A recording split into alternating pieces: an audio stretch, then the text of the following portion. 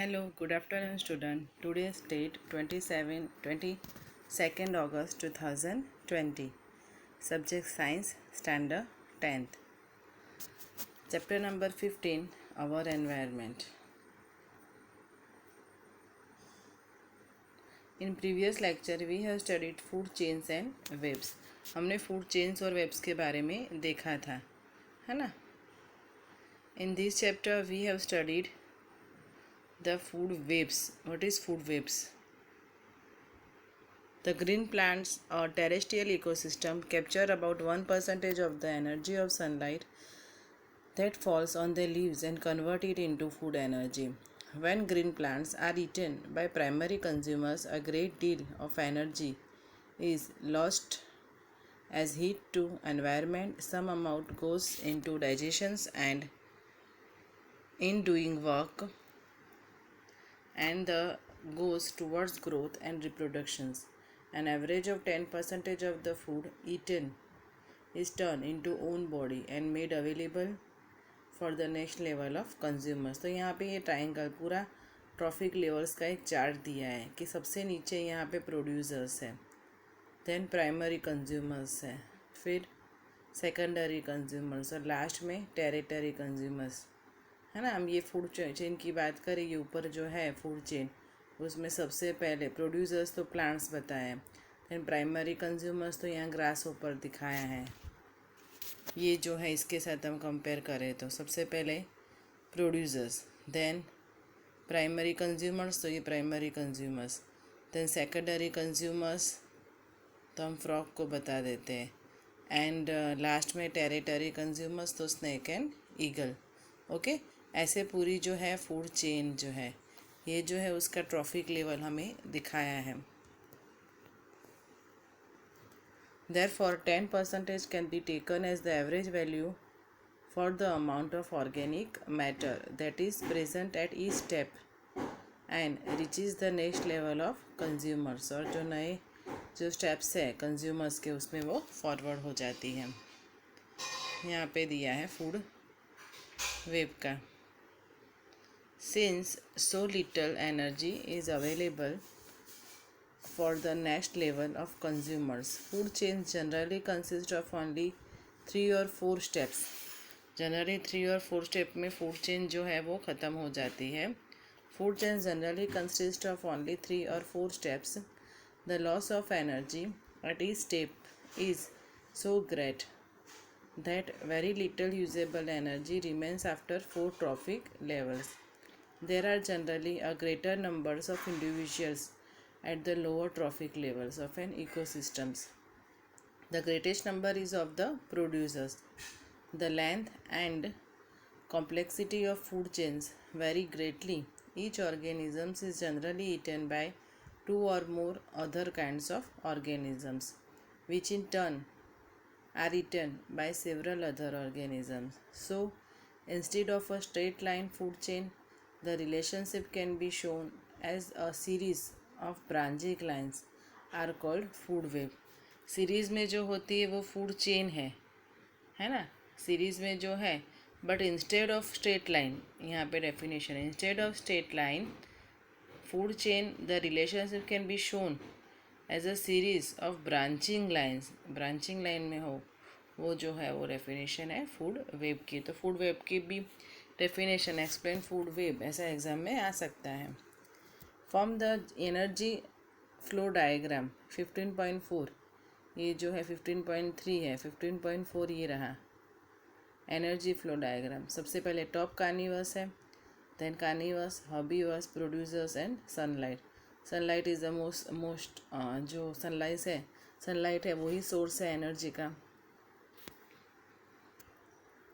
From the energy flow diagram, two things become clear. Firstly, the flow of energy is unidirectional.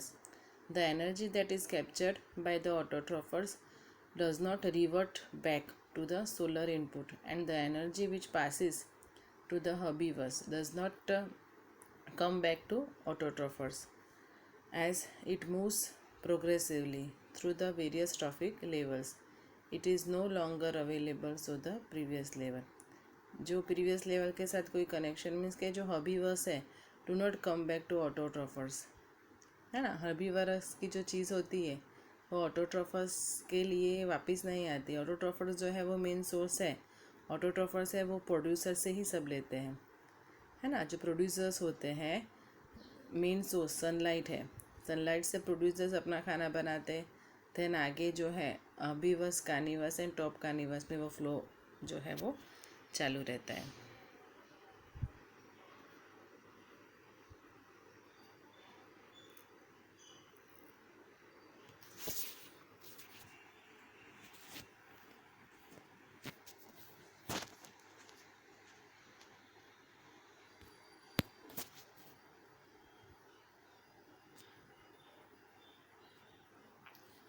Another interesting fact accept of food chain is how to unknowingly some harmful chemicals enter our bodies through the food chain.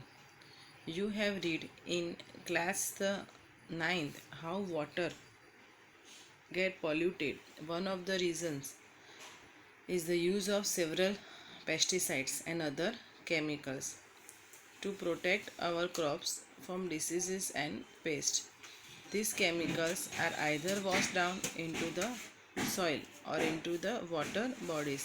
ये जो है diseases है अलग अलग, वो water जो paste में disease में वो सब कन्वर्ट हो जाते हैं. These chemicals are either washed down into the soil or into the water bodies. From the soil, these are absorbed by the plants along with water and minerals. कभी कभी वो प्लांट्स में भी एब्जॉर्ब हो जाते हैं जिसमें हमें वाटर एंड मिनरल्स जो है वो मिलते हैं.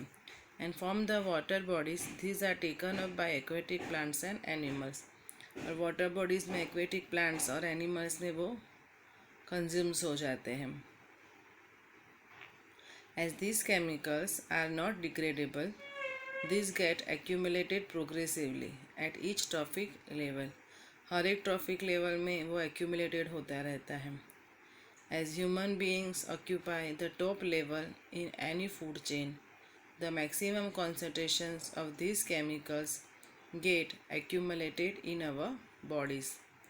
This phenomenon is known as biological magnification. ये जो फिनोमिनन है वो बायोलॉजिकल मैग्निफिकेशंस है. एग्ज़ाम में आ सकता है व्हाट इज़ बायोलॉजिकल मैग्निफिकेशंस, है ना, क्वेश्चंस आ सकता है. तो ये जो है उसका आंसर है. ये जो टॉपिक है, ये जो पैराग्राफ है उसमें उसका आंसर है. This phenomenon is known as biological magnifications. This is the reason This is the reason why our food grains such as wheat and rice, vegetable and fruits and even meat contain varying amounts of pesticide residues. They cannot always be removed by washing or other means. तो fruits में है, vegetables में ऐसे बहुत सारे pesticide हम wash करते हैं तो ऊपर ऊपर से चले जाते हैं, है ना, पर जो पाउडर फॉर्म में होते हैं वो चले जाते हैं. तो बहुत सारे ऐसे पेस्टिसाइड्स है ट्रॉफिक लेवल में जो हमारे फूड चेन में अंदर से मीन्स के उसके अंदर बॉडी के अंदर चले जाते हैं, तो वो हमें पता नहीं चलता, वो वॉशिंग से भी वो नहीं रिमूव होते हैं. Then activity 15.5 Newspaper reports about pesticides levels in ready-made food items are often seen these days, and some states have banned these products. Debate in groups the need for such bans. बहुत सारे food products में ban लगा दिया है कि ये food products है उसमें बहुत सारे जो पेस्टिसाइड्स यूज़ होते हैं, जो मिनरल्स होते हैं, नेचुरल जो मिनरल्स होते हैं वो सब चले जाते हैं, तो उस पर बैन लगा दिया है. What do you think would be the source of pesticides in these food items? Could pesticides get into our bodies from this source through other food products too? Discuss what methods could be applied to reduce our intake of pesticides. तो ऐसी methods हमें apply करनी चाहिए जिससे हमारे body में pesticide कम जाए. How do our activities affect the environment. हमारी ऐसी कौन सी एक्टिविटी हैं जो एनवायरनमेंट्स को अफेक्ट करती हैं. We are an integral part of the environment. Changes in the environment affect us and our activities change the environment around us. ऐसी बहुत सारी एक्टिविटीज़ हैं जो हम एनवायरनमेंट में करते हैं, जैसे कि बिल्डिंग अर्बनाइजेशंस हो रहा है, देन बहुत सारी बिल्डिंग्स का कंस्ट्रक्शन हो रहा है ना। ऐसी बहुत सारी फैक्ट्रीज़ हैं, तो इससे हमें तो अफेक्ट होती है, साथ साथ में एनवायरनमेंट को भी इफ़ेक्ट होती है. We have already seen in class 9 how our activities pollute the environment. In this chapter, we shall be looking at two of the environmental problems in detail. यहाँ दो प्रॉब्लम्स के बारे में बताया है. फर्स्ट है depletion of ozone layer and second है waste disposal.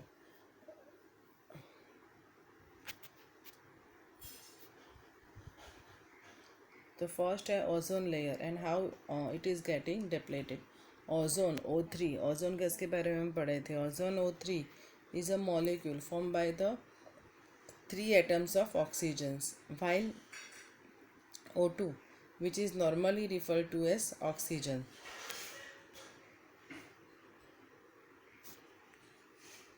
Ozone जो है उसमें कितना है 3, जो है O3 is essential for all aerobic forms of life. Ozone is a deadly poison. वो एक poisons है. However, at the higher level of the atmosphere, ozone performs an essential functions. It shields the surface of the earth from ultraviolet UV radiations from the sun. This radiation is highly damaging to organisms. For example, it is known to cause skin cancer in human beings. कभी कभी skin cancer हो जाता है human beings में. Ozone at the higher levels of the atmosphere is a product of UV radiations acting on oxygens, O2 molecules होते हैं. The higher energy UV radiation split apart some molecular oxygens into the oxygens atoms, free oxygen atoms. These atoms as combined with molecular oxygen form ozones are shown in equations. O2 जो है वो UV ultraviolet rays होते हैं, तो O plus O2 तो हमें क्या मिल जाता है ozone race.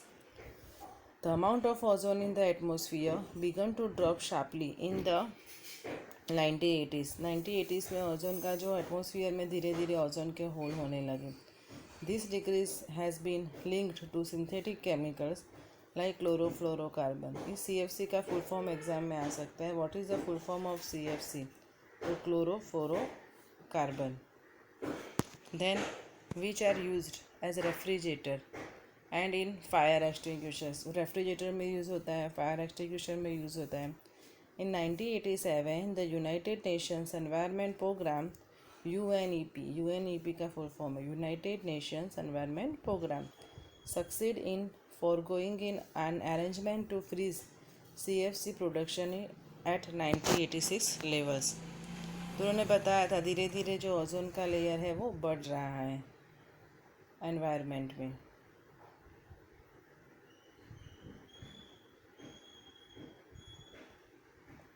Then activity 15.6, find out from the library, internet or newspaper reports which chemicals are responsible for the depletion of ozone layer. हमें फाइंड आउट करना है कौन से ऐसे केमिकल्स हैं जो ओजोन लेयर्स को बढ़ा रहे हैं. Find out if the regulations put in place to control the emissions of these chemicals have succeeded in reducing the damage to the ozone layer. As the size of the hole in the ozone layer changed in recent years, धीरे धीरे recent years में ozone layers का बढ़ ही रहा है UV rays का. Then 15.3.2 managing the garbage we produce. हम बहुत सारा गार्बेज है ना, बहुत सारा कचरा कूड़ा कचरा निकलता है, बट हमें उसको मैनेज कैसे करना है. Visit any town or city and we are sure to find heaps of garbage all over the place. Visit any place of tourist interest and we are sure to find the place littered with empty food wrappers. In the earlier classes, we have talked about this problem of dealing with the garbage that we generate. Let's now look at the problem a bit more deeply. बहुत सारा कूड़ा कचरा हम निकालते हैं है ना, तो क्या करना है हमें. Find out what happens to the waste generated at home. Is there a system in place to collect this waste. Yes, हमारे ग्राम पंचायत वाले, मैंने बोला स्वच्छता अभियान वाली जो वैन है वो आती है, कचरा लेके जाती है. तो बहुत सारे हमारे पंचायत ने, म्यूनसिपल कॉरपोरेशन ने मीन्स के ये सुविधा है वो हमें दी है. अभी कल की बात है कि न्यूज़पेपर में आया था गुजरात स्वच्छ अभियान जो चल रहा है उसका जो सूरत को गुजरात में सेकंड नंबर सूरत का है क्लीनलेस सिटी में, है ना, क्लीन सिटी में। Then 15.8 calculate how much waste is generated at home in a day. हमें कैलकुलेट करना है, हमें एक दिन में कितना कचरा घर में निकालते हैं। How much of this waste is biodegradable, उसमें से कितना जो वेस्ट है वो बायोडिग्रेडेबल है। बायोडिग्रेडेबल मीन्स कि उसको हम बायोडिग्रेडेबल प्लांट में करके उसको हम अच्छा कर सकते हैं, है ना, उसका हम जो फर्टिलाइज़र बना सकते हैं। Calculate how much waste is generated in a classroom in a day. Classroom में आप कितना कचरा करते हो। हम पेज फाड़ते हैं, पेंसिल शार्प करते हैं, फिर पड़ी जो वेफर्स ना वो सब खाते हैं उसके रेपर्स डाल देते हैं। तो आपकी क्लास में कितना कचरा निकलता है। How much of this waste is biodegradable, उसमें से कितना वेस्ट बायोडिग्रेडेबल है। Suggest ways of dealing with this waste. Find out how the sewage in your locality is treated. Are there mechanisms in place to ensure that local water bodies are not polluted by untreated sewage? Sewage हमारी जो drainage system है उसमें पानी कैसा आता है, कचरे जो है ड्रेन सिस्टम साफ़ होती है कि नहीं वो हमें देखना है। Find out how the local industries in your locality treat their waste. Are there mechanism in place to ensure that the soil and water are not polluted by these waste. Improvements in our lifestyle have resulted in greater amounts of waste material generation. Changes in attitude also have a role to play, with more and more things we use becoming disposable.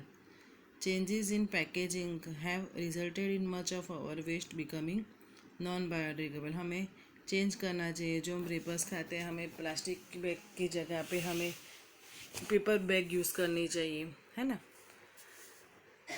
Changes in packaging have resulted in much of our waste becoming non-biodegradable. What do you think will be the impact of this on our environment? या जिसका बहुत सारा impact हमारे environments में पड़ता है।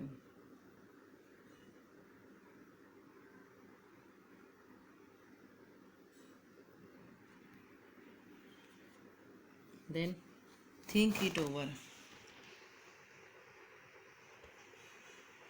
Disposal cups इन trains में disposal cup use करते हैं। तो if you ask your parents they will probably remember a time when tea in trains was served in plastic glasses which had to be returned to the vendor। जो vendor जो बेचने वाले आते हैं वो हमें प्लास्टिक ग्लास में ही plastic cups में ही चाय कॉफ़ी देते हैं।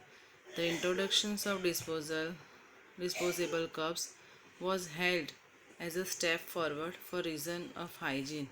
तो ये जो है प्लास्टिक के कप में चाय पानी पीना वो हाइजीन जो हमारे बॉडी के लिए अच्छा नहीं है। No one at that time daily basis पे ये चीज़ अच्छी नहीं है। Perhaps thought about the impact caused by the disposable of millions of this cups on a daily basis. तो हर रोज़ कितने सारे ऐसे जो कप्स है वो यूज़ होते हैं, है ना। सम टाइम बैक कुल्डास that is disposable cups made of clay से जो कुल्डी में हम पीते हैं जो उसको हम कुल्हाड़स बोलते हैं, है ना। मटके के जो होते हैं थोड़े छोटे वाले जो ग्लास होते हैं वो यूज़ करते हैं। Were suggested as an alternative, तो हम उसके ऑल्टरनेटिव में वो कुल्हड़ यूज़ कर सकते हैं कि जो मट्टी का बना हुआ है। But a little thought showed that making these coolers on a large scale would result in the loss of the fertile top soil. Now disposal paper cups are being used. What do you think are the advantages of disposable paper cups over disposable plastic cups?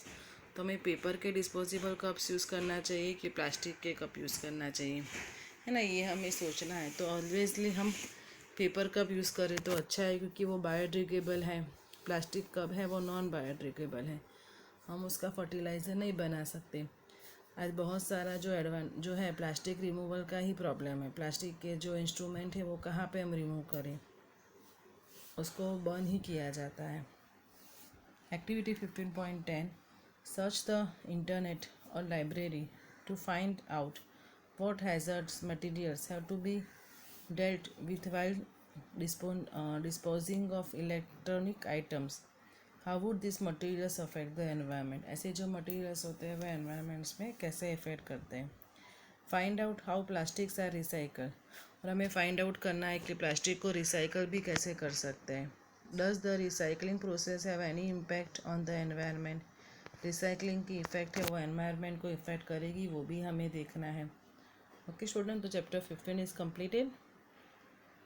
जो question answer है exercise के और जो in build question answer है वो आपको लिखने हैं। Okay, thank you.